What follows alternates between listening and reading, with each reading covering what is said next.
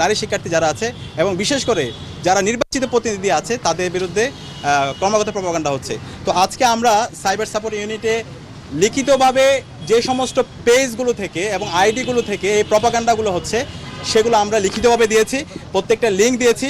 এক্ষেত্রে আমি নামগুলো একটু আপনাদের সামনে হ্যাঁ আমরা নামগুলো একটু বলছি। একটা হচ্ছে ডাকসু কণ্ঠস্বর, এরপর হচ্ছে আমার ডাকসু, দ্য ন্যাশনালিস্ট ডেটা, বঙ্গগ্রাফ, রৌমারি, কাঠের কেল্লা, এরপর হচ্ছে ডিও ইনসাইডার নামে একটা পেজ আছে যেটা আগের নাম ছিল এক্সপোজ ভয়েস, এর আগে ছিল জিয়া পলিটিক্যাল ইনফরমেশন হাব, বিভিন্ন সময় নাম চেঞ্জ হয়েছে। এরপর হচ্ছে আর কি বট জিপিটি, এভাবে আরও অনেকগুলো। এরপর হচ্ছে অনেকগুলো রিয়েল আইডি যেগুলো থেকে অব্যাহতভাবে প্রপাগান্ডা হচ্ছে। এনামুল হক শান্ত, তার ভেরিফাইড আইডি আছে, আশিকুর রহমান, সাইফ আল মাহমুদ।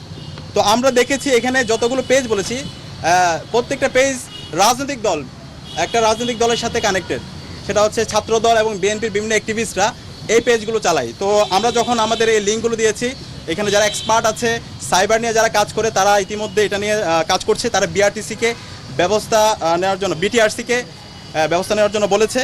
একই সাথে অ্যাক্টিভিটি লগগুলো তারা দেখছে, ফেসবুকের সাথে অফিসিয়ালি যোগাযোগ করেছে, যে পেজগুলোর কথা বলেছে এগুলো অ্যাডমিন ইতিমধ্যে তারা বের করতে পেরেছে এবং খুব দ্রুতই এই অ্যাডমিনদের বিরুদ্ধে যারা এই স্ল্যাট শেমিং, সাইবার বুলিং এবং হ্যারাসমেন্টের সাথে জড়িত আছে তাদের বিরুদ্ধে তারা ব্যবস্থা নেওয়ার ব্যাপারে তারা আশ্বস্ত করেছেন আমাদেরকে।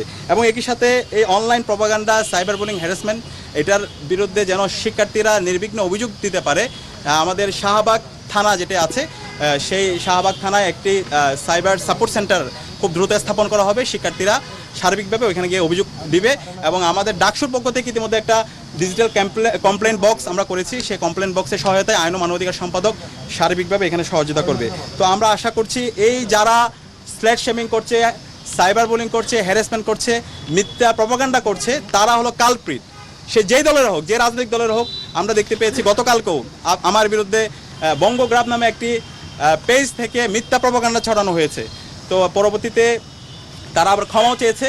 তো আমরা আমাদের এই যে অভিযোগ দিয়েছি সেই অভিযোগের মধ্যে সকল পেজগুলো ছিল এরকম যারা প্রপাগান্ডা করছে, মিথ্যা প্রপাগান্ডা, সবার বিরুদ্ধে আইন শৃঙ্খলা বাহিনী যথাযথ ব্যবস্থা গ্রহণ করবে। তো আমরা একই সাথে শাহবাগ থানায় গিয়ে আমাদের যে মামলা, সেই মামলার কপিটা জমা দিব।